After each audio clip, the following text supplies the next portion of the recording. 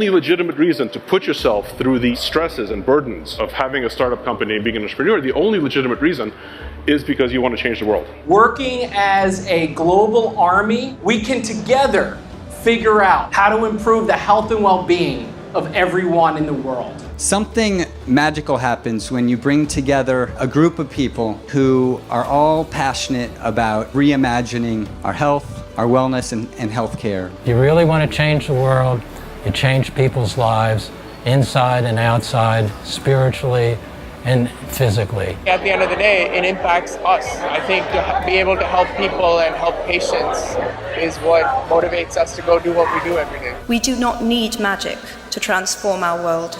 We carry all the power we need inside ourselves already. We have the power to imagine better. Have the courage to follow your heart and intuition. They somehow already know what you truly want to become. If we work hard enough and believe in ourselves, then we can be whatever we dream, regardless of the limitations that others may place on us. Every startup runs into lots of scary problems. And the ones who have a mission and a passion, almost a religion about it, they just don't give up. Failure at some point of your life is inevitable, but giving up is unforgivable. Success is not an entitlement. It has to be earned every day through the lens of humility. It's like a little kid fighting a bunch of sumo wrestlers. Usually the sumo wrestlers win. We're a little scrappy company. Every now and again, a little scrappy company wins.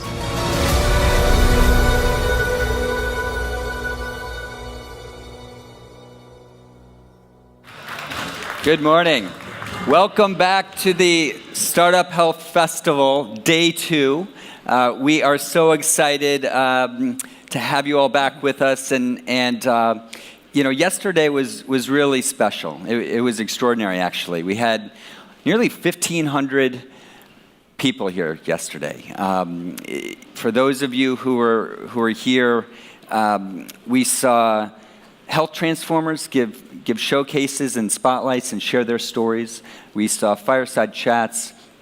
And if you were up on the VIP networking lounge yesterday, it was really magical. The conversations, the interactions that were going on, it just had this energy about it that was really, really, I think, meaningful. And today, we're equally as excited because the party continues, right, Steve? We've got more showcases, more spotlights, more fireside chats.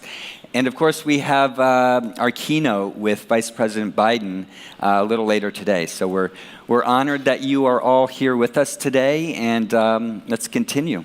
So as I think Unity articulated the people that were here yesterday and what happened yesterday, I hope everyone got a sense that what Startup Health is really about is a mindset. And it's a mindset that is connected to this big, ambitious, bold 25-year vision that we have, that by organizing, supporting, and investing in a global army of entrepreneurs, we call them health transformers, that we could really improve the health and well-being of everyone in the world. And this idea that we can embark on something as bold as that, and as we articulated yesterday, these 10 health moonshots, it really is at the core about the mindset that we all need to live by on a daily basis. And we tried to really convey that, I think, in every talk yesterday.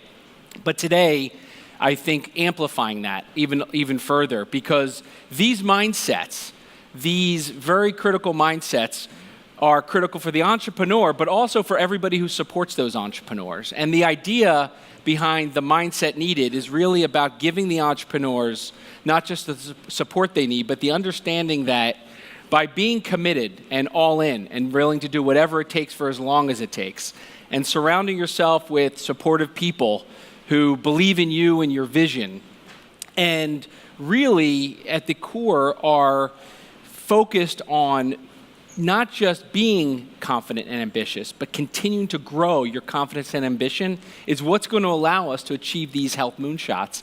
And so as a kickoff to this morning's breakfast, I thought it'd be great to show this video from our partner at Google that they created about this moonshot thinking. And for those of you who have already seen it, I can tell you that I've seen it probably 30 or 40 times, and each time it leaves a certain feeling in my body, because it's not just inspiring about what we're doing today, but when we think back 40 or 50 years ago, and the idea of saying that we're going to go to the moon and then accomplishing it, but having no idea how at the time, is very much synonymous with what I think we're looking at today with the transformation of healthcare. And I think this video is a great lead-in to our first conversation this morning.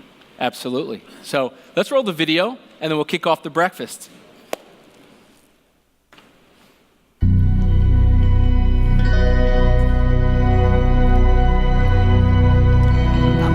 I'm gonna help you up during the actual moonshot is wonderful, inspirational, poetic, beautiful, involved great technical challenges, genuine heroism. It brought the world together. But think about the Polynesian islander on the dugout canoe, deciding one day they were going to go that way. No one had ever been that way before. No one even knew if there was anything that way before. It was amazing, and it changed the world. People can set their minds to magical, seemingly impossible ideas, and then through science and technology, bring them to reality. And that then sets other people on fire, that other things that look impossible might be accomplishable.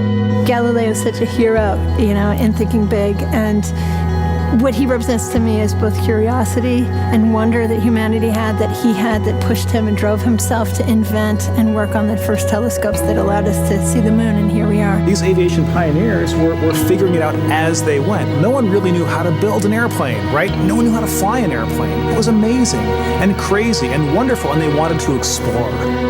Many years ago, the great British explorer George Mallory, who was to die on Mount Everest, was asked why did he want to climb it. He said, because it is there. There's so many challenges in the world, and you could feel daunted by that, and sort of oppressed by that, or you kind of say, how might we think differently about this? Everyone else in the world is working on the next 10%. If you can be the one that delivers that 10 times improvement, you have a chance to really change things. If you want cars to run at 50 miles per gallon, fine, you can retool your car a little bit. But if I tell you it has to run on a gallon of gas for 500 miles, you have to start over. You need a lot of courage in this work, and you need a lot of persistence. One of the things that's really critical is not only having the courage to keep trying every day or thinking big, even if you don't really 100% believe it's possible, like you might think this might be possible, have the courage to try. That's how the greatest things have happened. You don't spend your time being bothered that you can't teleport from here to Japan, because there's a part of you that thinks it's impossible. Moonshot thinking is choosing to be bothered by that. We choose to go to the moon in this decade and do the other things, not because they are easy, but because they are hard. Humanity's progress has been a series of amazing, audacious things, from the very small and personal up to the great, big, and grand. And we are a species of moonshots. And to me, that's like the really amazing, poetic, and inspirational thing. I think our ambitions are a glass ceiling on what we can accomplish. When you find your passion, you're unstoppable. You can make amazing things happen. It's been true through all of history. I believe in the human spirit, and I believe that there are always going to be crazy people who will get out of bed one morning and say, you know what? I think I can build a space elevator, and let's go do it. But I think that if we become afraid to take these great big risks, we stop inspiring people. We stop achieving things. And the biggest nightmare scenario is that we won't have what it takes to solve the really big challenges. When Kennedy said that we would put a man on the moon, it's about the fact that he said, we don't know how to do this yet, and we're gonna do it anyway. And that sends chills up everybody's spine. Because if that happens, what couldn't we do?